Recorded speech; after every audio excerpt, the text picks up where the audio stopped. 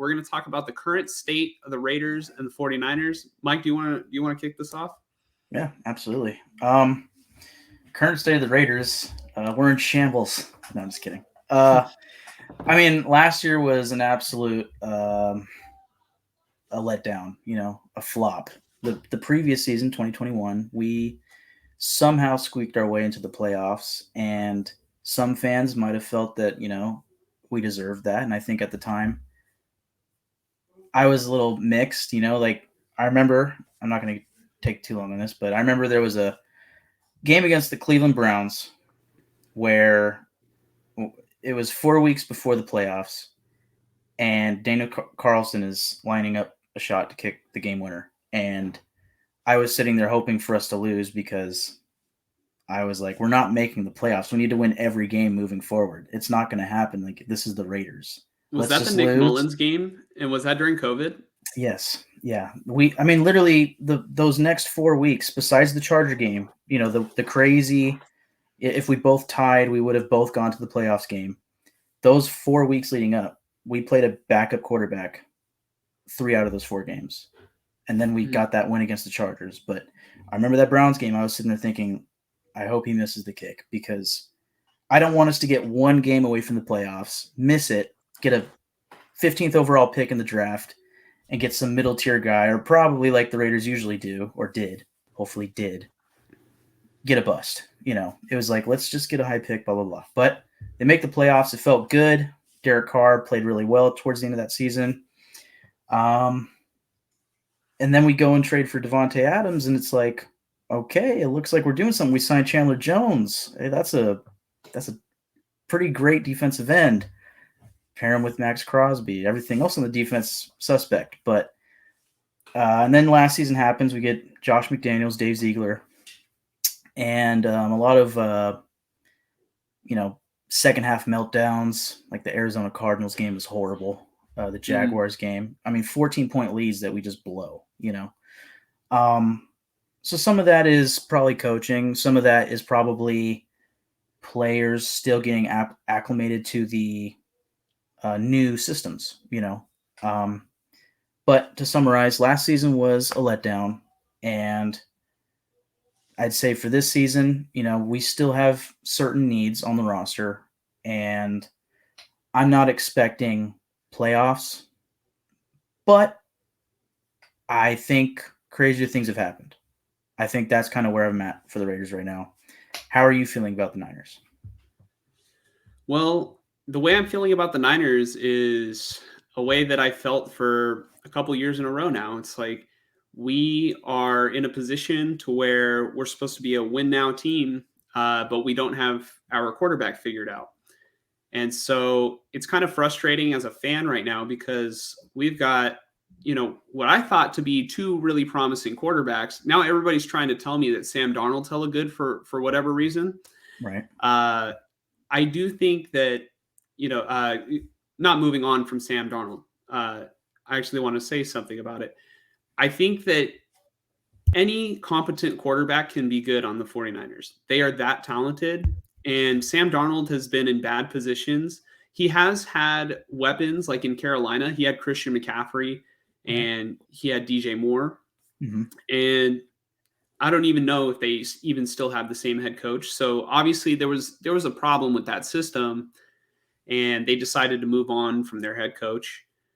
But Darnold, I think that Darnold can find a little bit of a resurgence in his career in San Francisco. I think it's going to be as a backup. Some people are pretty adamant that he's just going to take the job and start running. I don't know if those people are actually like serious, or they're just like trying to add fuel to the fire. Their thought process might be that crazier things have happened, especially last season with the Niners. I mean, who would have thought that Mr. Irrelevant becomes the next Tom Brady? Some people say, it's like crazy story. I think we'll get back to the Niners, or what you're saying about the Niners, but I think with Sam Darnold, coming out into the draft, he was a upper echelon prospect that people were like, this guy can be the next really great quarterback. But something I didn't know is that he didn't actually have a very experienced time playing quarterback. Like he didn't play a lot in high school, from what I understand. Maybe it was at USC. I'm not sure, but he was more raw than you would think for a top tier quarterback prospect. Mhm. But the thing about Sam Darnold is he has a great arm. Is he accurate all the time? Probably not. Does he make the best decisions? Definitely not. But I think with a guy like Shanahan coaching him, crazy things have happened. So Yeah, so now with Shanahan coaching him, he'll have a pretty good season, and then he'll probably get injured, like right. just like everybody else, because it's like, I don't think that.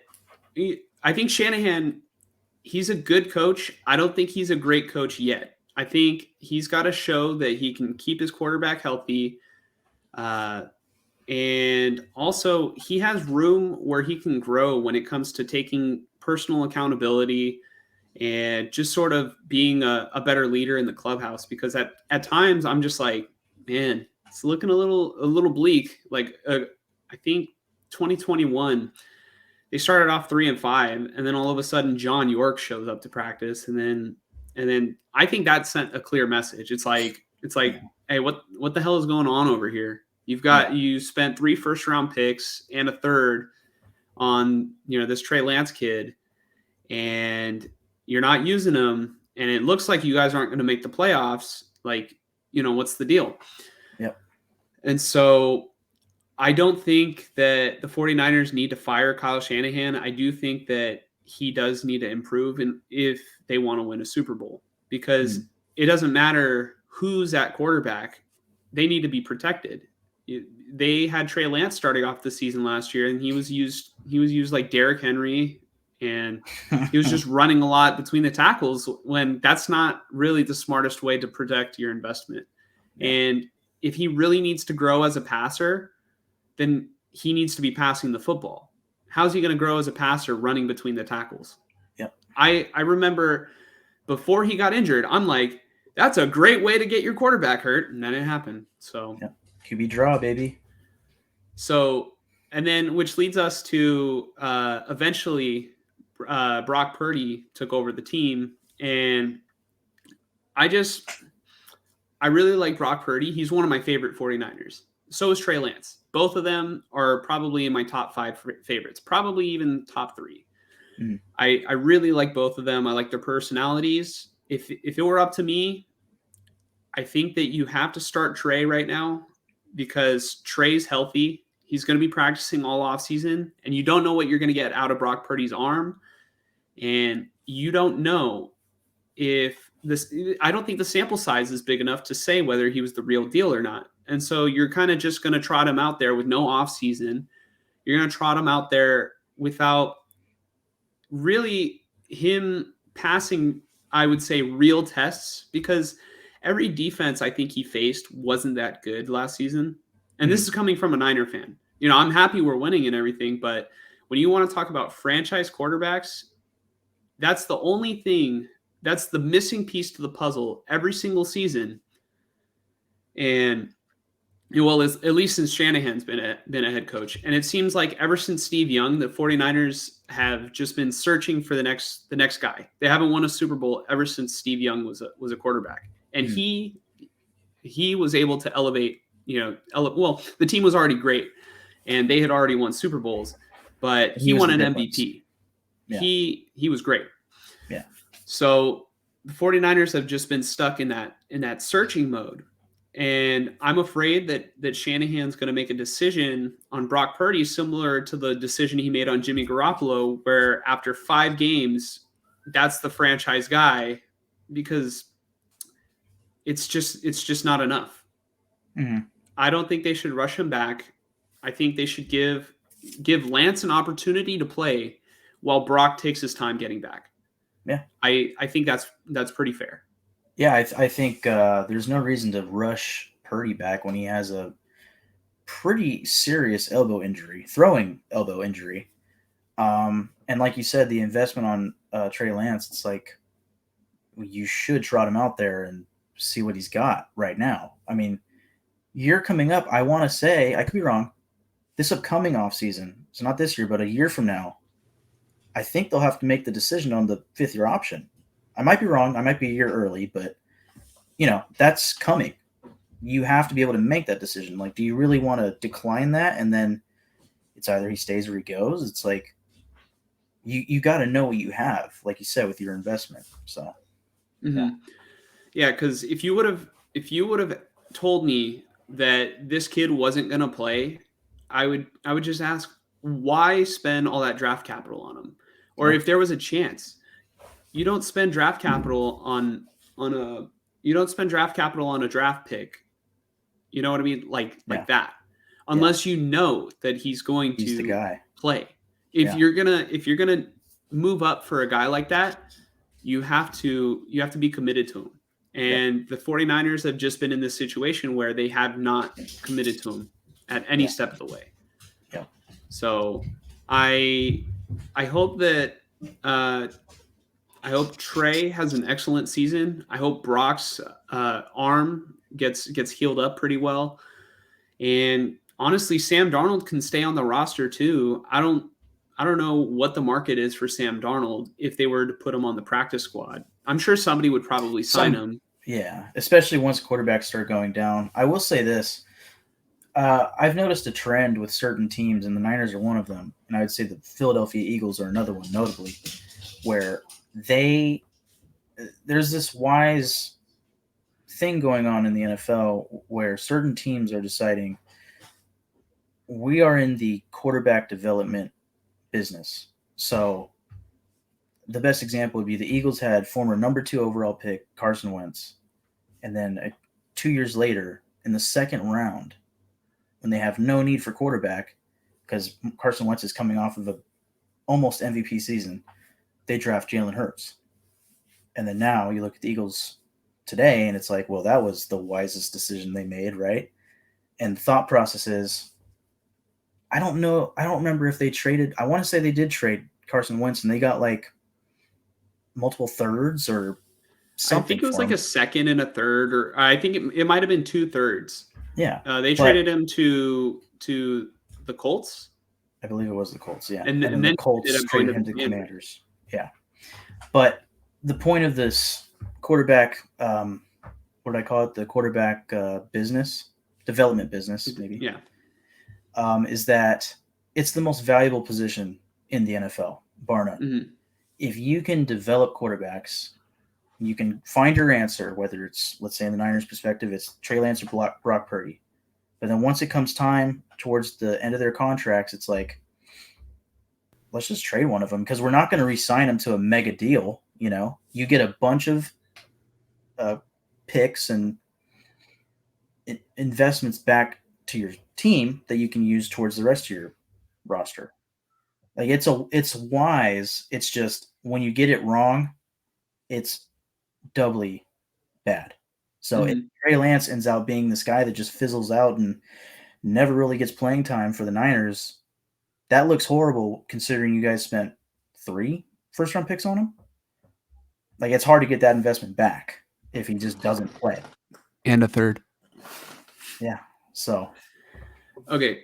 So we didn't have this as one of our topics, but you just got me sort of thinking. Mm-hmm. Let's just say, and this is completely hypothetical, I think Trey Lance is going to be, I think he's very talented. I think he's going to be good. I don't see him as a bust. If Brock Purdy wins this job and Trey Lance doesn't get a fair shot to start in the NFL, would you rank him above Jamarcus Russell or below Jamarcus Russell in terms of like monumental busts? And I wouldn't even think it's Trey's fault. The Niners have mishandled him since day one. I think Jamarcus Russell is a rare breed of bustitude.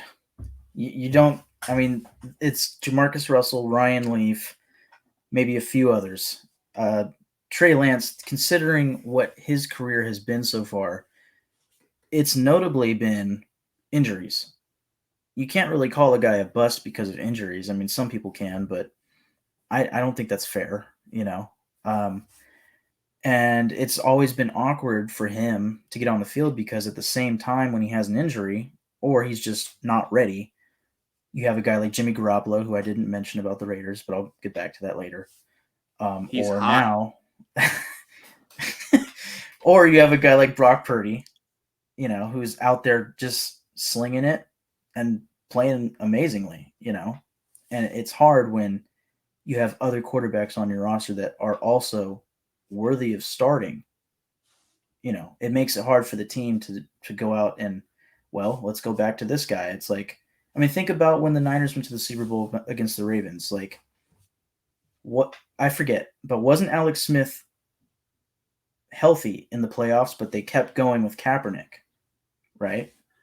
So I think he was healthy late in the regular season, but Mm. Jim Harbaugh made a decision. Yeah, we're Kaepernick. sticking with Colin Kaepernick Right. because I think not at the time, but I've sort of heard after the fact by listening to like other people talk about it who have knowledge on the team that Jim Harbaugh would spend time with Colin Kaepernick and sort of try to bring him along. Yeah. Like that was his project. Yeah. And so when Alex Smith got that concussion, I want to say it was the week before the Bears game, Kaepernick came in and he was playing fine. And then the Bears game, Kaepernick went off. Mm. It was the week of the Bears game. He was slinging the football. Honestly, I think Kaepernick was pretty underrated as a passer in his career, but it brought a whole new element of the offense. And you could argue that maybe they win the Super Bowl that year with Alex Smith because he was just he was the ultimate game manager, because as soon as Harbaugh came in, he stopped turning the ball over. Yeah. But what Kaepernick provided was just the big play, and he was just so exciting to watch. Kaepernick. That's my favorite player of all time is Colin Kaepernick. I'm not going to get into anything political. I really liked Kaepernick, and he was just a fantastic football player. Yeah, Kaepernick brought that it factor. Like I don't want to compare him to Steve Young, but like you mentioned earlier about Steve Young and that team, it's like Kaepernick provided that, and he just got hot. He was the hot hand, and that was kind of my whole point was, I think these teams, they just ride the hot hand. And really, for Trey Lance or Brock Purdy or even Sam Darnold, it's all about the opportunity. If the opportunity arises, like last season for Brock Purdy, nobody expected him to see the field. Nobody even knew what he was or who he was. I mean, some knew who he was, but not that he was this guy, But then Lance goes down early, and then a few weeks later, it's Jimmy Garoppolo. It's like, oh my gosh, this Niners team with the best defense in football has to go out there with the third string quarterback. But oh, lucky you guys, he's a baller. It's like, all right. But now that he's the hot hand, it kind of feels like Shanahan's like, well, I'm not really going away from him. Like, that guy was doing everything I wanted him to do, Yeah, he's the hot hand, Kyle, but you broke his hand. You put Tyler Kroft on what's his name? Hassan Reddick. You put Tyler Kroft on Hassan Reddick, and he couldn't hold the block long enough. And I mean, you could say that Brock needed to step up into the pocket, but there wasn't really that much room to step up. And it's the best. It was just. It was a part of the opening script. Yeah, I don't think it was. Yeah. I don't think it was the best play call. But I think all I was going to say. Sorry, all I was going to say is that the Eagles' defensive line, like the Niners had the best defense in football. Probably still have the best defense in football, but the Eagles' defensive line was just historical as far as rushing the passer. So lining up a tight end against their leading sacker, I'm pretty sure, not wise. Continue. Not even just a tight end. Your third or fourth string tight end. I think Tyler Kroft was behind. No, actually, maybe he might have even been second string, because the Niners kind of play it weird at tight end, where they've got Kittle as number one. They keep Ross Dwelley on the roster, and then Charlie Warner's just the blocker. And then for whatever reason, Tyler Kroft just like sneaks his way onto the team and just like jumps in the depth chart. Yeah, I would rather play Ross Dwelley than Tyler Kroft, but that's just me. But obviously Kyle Shanahan sees something to where he can put Tyler Kroft there. I just think that even Mike McGlinchey would have had trouble blocking Hassan Reddick. So the fact that you're calling such a long developing play, it was pretty risky, and he wanted to throw a long bomb, and he rolled the dice and lost. So yeah. So I have a question, just to kind of wrap up this first topic. What are your hopes and expectations for this season from the Niners? Well, that's a very complicated question when it comes to the 49ers, because in a way it's sort of hard to gauge where they're at, because they have a core of a team who is getting older. They're definitely not getting younger. And so their window to win is technically now. And I've been told that for several years. They got to win now. They got to win now. We can't develop Trey. We got to win now. And it's like, well, we didn't win and we didn't develop Trey. When is it time to finally develop Trey? And so I don't know what Trey Lance is going to bring. I'm hopeful about it. I don't know what Sam Darnold's going to bring. I know he turns the ball over a lot. Maybe he can stop turning the ball over. He's got a tremendous arm. Mm-hmm. And Brock Purdy, I don't even know if he's probably going to lose some velocity. But not only that, you can't even really gauge where he's at, because you never know. Teams are able to study film. They're, over the offseason, they're able to prepare better for quarterbacks. I think Brock Purdy got away with a lot of rolling out to the left that I don't think teams are going to allow him to do. He would just, almost exclusively roll out to the left. But I still think Brock was talented enough. He just needed to work on his pocket game. This might be a hot take, but I think Brock was better in the pocket. No, better outside the pocket than Trey was. And I think Trey was better in the pocket than Brock was. So in a way, if you could put them both together, you would combine, probably the best quarterback in the NFL. But or you'd get Jalen Hurts. Yeah, but the funny thing that you mentioned about Jalen Hurts is that he had similar numbers to Trey Lance, throughout their first couple starts. But the Eagles were committed to Jalen Hurts. I think Doug Peterson found out quick that Carson Wentz wasn't going to be the long-term solution. And Carson Wentz was in the MVP race. Vote. Yeah, he was in the MVP race before he tore, I want to say, one or two knees on that play against the Rams. But I think Carson Wentz is a similar story to Derek Carr, except Derek Carr has had a better post-injury career, But it was these were guys who were just going up and up, and they get hurt, and it seems like they get scared, They start hearing footsteps. Yeah. And then it hinders their play. At least for Derek Carr, he got back up a little bit, but from that point on, from 2016 on, the end of 2016 and on, it felt like he was so up and down and never consistent. And then Carson Wentz, he's not even a starter anymore. At least I don't think. So I don't even know. He's not even on a team yet. No, he's not on a team. Yeah. So. And if you would have asked me, I would have rather had Carson Wentz. Well, you know what? Now looking at it, I think Sam Darnold is probably there's more there that can be molded than Carson Wentz. Yeah. But if I was the GM at the time, I think I would have been looking at Carson Wentz, because he came from North Dakota State.